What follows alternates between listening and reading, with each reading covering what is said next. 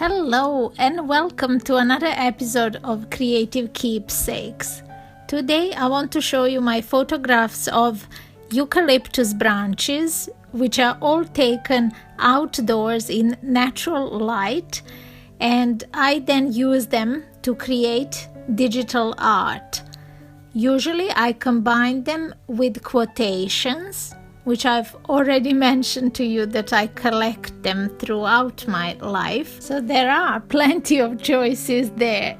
A lot of the people like receiving these as birthday cards, and I also use them in my social media platforms.